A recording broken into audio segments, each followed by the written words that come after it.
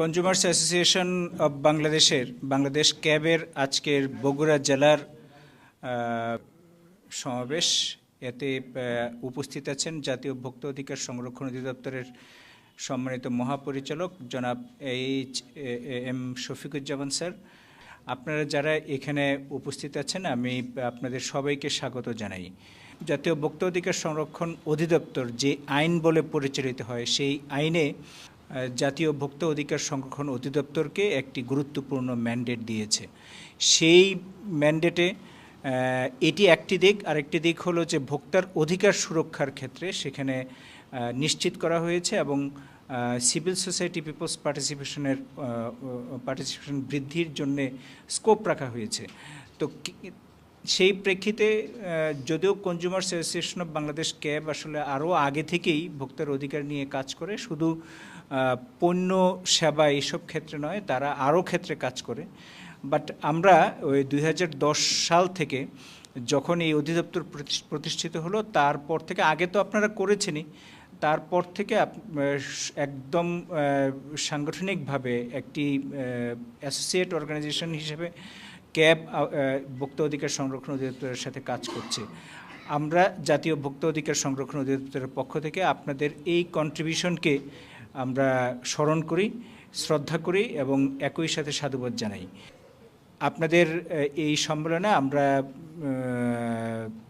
আমাদের মাঝে বিজ্ঞ জেলা ম্যাজিস্ট্রেট মহোদয়কে পেয়েছি। বিজ্ঞ জেলা ম্যাজিস্ট্রেট মহোদয়কে আমি একটু বক্তব্য রাখার জন্য অনুরোধ করছি। ধন্যবাদ স্যার, আপনার সদয় অবগতির জন্য জানাচ্ছি। স্যার, আমাদের ব্যবসায়ী প্রতিনিধিরা অত্যন্ত সহযোগিতাপূর্ণ মনোভাব নিয়ে আমাদের সাথে সবসময় ক্লোজ টাচে থাকে এবং আমরা স্যার বাংলাদেশের মধ্যে প্রথম যখন চালের মূল্য বৃদ্ধি পাচ্ছিল বিভিন্ন জায়গায় স্যার, আমরা স্যার এখানে সকল চাল ব্যবসায়ীদেরকে নিয়ে বসে স্যার আমরা এখানে চালের মূল্য নির্ধারণ করে দিয়েছি এবং সেই মূল্যর বাইরে আমাদের কাছে কোনো নিউজ নাই যে তার মূল্যের বাইরে অতিরিক্ত কোনো মূল্য তারা করেছে।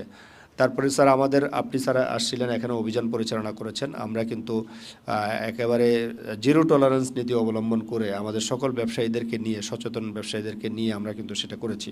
গতবার স্যার আলুর যেই ক্রাইসিসটা হয়েছিল স্যার, আপনি জানেন স্যার, আমরা আলুর ক্রাইসিসটাও কিন্তু রাজাবাজারে একেবারে সাইনবোর্ড দিয়ে বিভিন্ন বাজারে স্যার আমরা আলু বিক্রি করেছি এবং সরকার নির্ধারিত মূল্যে আপনারা যেভাবে বলেছেন স্যার সেভাবে আমরা মূল্য বিক্রি করেছি। সেই জায়গায় আমাদের ব্যবসায়ী মহল কিন্তু আমাদেরকে আন্তরিকভাবে সহযোগিতা করেছে।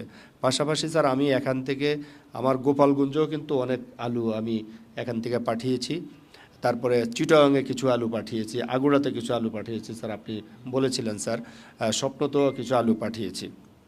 একেবারে স্যার আপনাদের ন্যায্য মূল্য যেভাবে আপনারা নির্ধারণ করে দিয়েছেন সেভাবে আমরা পাঠিয়েছি স্যার। তো আমাদের ব্যবসায়ী প্রতিনিধিরা অবশ্যই আমাদেরকে সবসময় সহযোগিতা করে, কিন্তু তারপরও কোথাও কোথাও দেখা গেছে যে ব্যত্যয় হয়। অতি মুনাফায় দুই একজন ব্যবসায়ী, অসাধু ব্যবসায়ী, তাদের কারণে দেখা গেছে যে বগুড়া একেবারে সকল ব্যবসায়ীদের হয়তো দেখা গেছে যে অনেক সময় প্রশ্নের সম্মুখীন হয়। আর স্যার আপনি জানেন যে বগুড়া আসলে পুরা নর্থ বেঙ্গলের একটা গেটওয়ে এবং বাণিজ্যিক রাজধানী বলা চলে স্যার। এখানে স্যার প্রচুর ব্যবসা বাণিজ্য বিজনেস সেক্টরটাই একেবারে মূলত নর্থ বেঙ্গলের বিজনেস সেক্টরটা গড়ে উঠেছে এখানে স্যার। এখানে প্রচুর কনজিউমার, এখানে প্রচুর পরিমাণ আমাদের ব্যবসায়ী নেতৃবৃন্দ আছে, এখানে চেম্বার আছে খুব অ্যাক্টিভ এবং শক্তিশালী একটি চেম্বার আছে। এখানে এসএমই সেক্টরটা খুব স্ট্রং স্যার। এখানে আমাদের সবজি থেকে শুরু করে প্রত্যেকটা শস্য এখানে উৎপাদন হয়। অত্যন্ত আমরা যেটা টার্গেট করি সেই লক্ষ্য টার্গেটের চাইতেও অতিরিক্ত আমাদের কিন্তু স্যার এটা প্রোডাকশন আসে। তো এইটা যেহেতু একটা মোটামুটি বলা চলে যে বাংলাদেশের জাতীয় অর্থনীতিতে কিন্তু স্যার বগুড়া অনেক ভালো কন্ট্রিবিউশন রাখছে জেলা পর্যায়ে যদি স্যার আমরা চিন্তা করি। তো এই জায়গার মধ্যে আমাদের ব্যবসায়ী নেতৃবৃন্দদের অবশ্যই এখানে আন্তরিকতা আছে। ক্যাবের আজকে যারা প্রতিনিধি আছেন আপনারা সহযোগিতা সবসময় করছেন, কিন্তু আমরা শুধু একটা কথাই আমি আপনাদের কাছে রিকোয়েস্ট করব, এই স্যার যেভাবে দিন রাত পরিশ্রম করছেন শুধু কেবল মানুষের অধিকার রক্ষার্থে, যাতে করে মানুষ কোনো কারণে ক্ষতিগ্রস্ত না হয়, মানুষ যাতে তার ন্যায্য মূল্যে তার পণ্যটা সে পায়, তার ভোক্তার যে অধিকারটা সেটা যাতে সংরক্ষিত হতে পারে, এই জন্য কিন্তু স্যার প্রত্যেকটা ডিস্ট্রিক্টে নিরলস পরিশ্রম করে যাচ্ছেন। মানে আমি তো জানি না স্যার, স্যার আপনার মতো বয়স হলে আমরা আসলে এতটা মানে ট্রাভেল করে এতটা সিনসিয়ারলি কাজ করতে পারবো কিনা স্যার। আপনাদেরকে দেখে খুব মানে প্রাউড ফিল করি, পাশাপাশি আবার আপনাকে দেখে স্যার উৎসাহ জন্মে যে আসলে আপনি যদি স্যার এই বয়সে এত কিছু করতে পারেন তাহলে আমরা কেন পারবো না। তো আমি মনে করি যে স্যারের সব কিছুই মানে সফল হবে যদি আপনারা স্যারের কথাগুলো আজকে শুনে আপনারা মেনে চলেন। আমি স্যার আবারও আপনার প্রতি কৃতজ্ঞতা জানিয়ে স্যার আমি যেহেতু আমার আরেকটা প্রোগ্রাম থেকে আমি চলে আসছি, যদি আপনি অনুমতি দেন তাহলে আমি এই প্রোগ্রামে অ্যাটেন্ড করার জন্য অনুমতি চেয়ে আপনার প্রতি কৃতজ্ঞতা জানিয়ে আমি আমার বক্তব্য এখানে শেষ করছি। ধন্যবাদ সবাইকে। জয় বাংলা।